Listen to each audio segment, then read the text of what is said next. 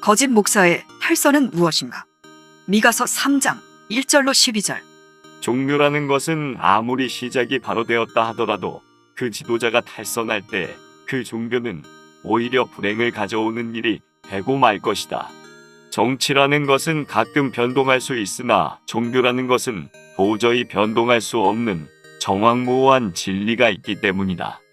정치는 육적을 위해서 있으니만큼 육적 생활에 대한 일을 잘 발전시키기 위하여 노력하는 일에 목적을 두지만, 종교는 신령한 반면에 큰 변화를 주는 역사가 없다면 아무런 필요가 없는 일이라고 보게 된다. 이제 거짓 선지의 탈선이 무엇이냐는 것을 알 수 있다. 1. 사랑이 없는 기도 1절로 4절. 내가 또 이르노니 야곱의 두령들과 이스라엘 족속의 치리자들아, 청컨대 들으라. 공의는 너희의 알 것이 아니냐. 너희가 선을 미워하고 악을 좋아하여 내 백성의 가죽을 벗기고 그 뼈에서 살을 뜯어 그들의 살을 먹으며 그 가죽을 벗기며 그 뼈를 꺾어 다지기를 남비와 속 가운데 담을 고기처럼 하는도다. 그때 그들이 여호와께 부르짖을지라도 응답지 아니하시고 그들의 행위에 악하던 대로 그들 앞에 얼굴을 가리우시리라. 종교 지도자는 아무리 기도하여도 응답이 없다면 아무런 필요가 없는 자라고 보게 된다. 그러므로 지도자가 선한 일을 위하여 생명을 바쳐 싸우지 않고 오히려 선한 일을 미워하면서 하나님께 기도한다는 것은 오히려 부끄러운 일이라고 본다. 하나님은 선하신 신이시니 지도자로서 그 뜻에 순종하여 선으로 악을 이기는 것을 목적한 것 외에는 아무리 기도하여도 다 쓸데없는 우상적인 종교가 되고 마는 것이다.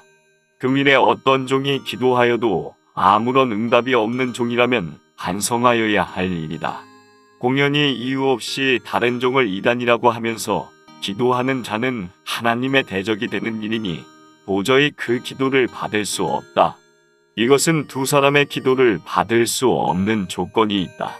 억울하게 누명을 쓰고 기도하는 종의 기도가 상달이 되었다면 그 종을 누명을 씌우는 종의 기도는 도저히 받을 수가 없을 것이다.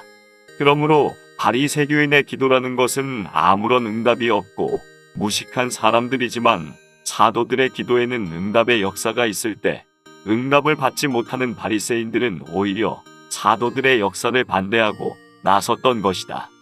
2. 자기를 중심하여 싸우는 일이다 5절로 7절. 내 백성을 유혹하는 선지자는 이에 물면 평강을 외치나 그 입에 무엇을 채워주지 아니하는 자에게는 전쟁을 준비하는도다. 이런 선지자에 대하여 여호와께서 가라사대, 그러므로 너희가 밤을 만나리니 이상을 보지 못할 것이요 흑암을 만나리니 점치지 못하리라 하셨나니, 이 선지자 위에는 해가 져서 낮이 캄캄할 것이라. 우리가 진리를 위해 싸운다는 것은 종교 지도자로서 마땅히 싸워야 할 의무라고 보지만, 자기에게 이익이 없다고 싸운다는 것은 자기를 위한 거짓 선지라고 보게 된다. 그러므로 이러한 자에게는 흑암에 빠지는 일이 있으므로 아무것도 분별할 수 없는 자리에 있으므로 자기도 미혹을 받은 자로서 따라가는 자도같이 미혹을 받게 된다. 지도자라는 것은 대중을 살린다는 공적 사랑에서 자아를 희생하지 않는다면 아무런 필요가 없는 자라고 볼 수밖에 없다. 그러므로 지도자의 제일 큰 죄는 자기를 위하여 싸우는 죄요, 지도자의 큰 의는 대중을 살리기 위하여 자기를 희생하는 일이라고 보게 된다. 3. 싹을 위하여 교훈하는 일이다 11절로 12절. 그 두령은 뇌물을 위하여 재판하며 그 제사장은 삭슬 위하여 교훈하며 그 선지자는 돈을 위하여 점치면서 오히려 여호와를 의뢰하여 이르기를 여호와께서 우리 중에 계시지 아니하냐, 재앙이 우리에게 임하지 아니하리라 하는도다. 이러므로 너희로 인하여 시온은 바깥이 갈물 당하고 예루살렘은 무더기가 되고 성전에 사는 수풀의 높은 곳과 같게 되리라. 교훈이라는 것은 사회에는 직업적 교훈을 하는 것이 마땅한 일이다. 그러나 종교 지도자가 싹을 따라간다는 것은 도저히 용납할 수 없는 죄라는 것이다. 왜냐하면 하나님의 말씀이기 때문이다. 종교 지도자는 하나님의 말씀을 전하는 대행자이니 아무리 원수의 피해가 있다 하여도 생명을 아끼지 않고 증거하는 자 외에는 자동적으로 사꾼이 될 것이다. 하나님의 종은 하나님의 명령을 순종하여 말씀을 전할 때 하나님은 그 종에게 모든 것을 만족히 주는 것이니 싹을 위하여 움직인다는 것은 하나님의 축복을 받지 못할 행동이라고 보게 된다. 재앙의 날에 남은 종이 되려면 싹을 위하여 움직이지 말고 진리를 위하여 목숨을 바치고 모든 전부를 바치고 싸울 때 모든 문제는 다 하나님께서 책임을 지실 것이다.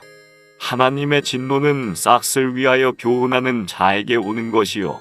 진노의 날의 큰 축복은 진리를 위하여 생명을 바치는 자에게 올 것이다. 결론. 하나님은 진노의 날에 남은 종을 들어서 당신의 뜻을 이루는 데는 기도가 상달된 자, 친히 갚아줄 것이 있도록 일한 자, 진리를 위하여 끝까지 싸우는 자를 들었을 때 수풀 속의 사자같이 강하게 들었음으로써 새로운 시대를 이루는 것이다. 진노라는 것은 참된 종을 강하게 들어서 대적을 치는 날을 가르친 것이다. 하나님의 역사라는 것은 어느 때나 처음에는 망할 자를 들어서 복받을 자를 괴롭게 하고 다음에는 복 있는 자에게 강한 권세를 주어서 원수를 갚게 한다는 것을 목적하고 가르친 것이 선지서란 것이다. 아멘.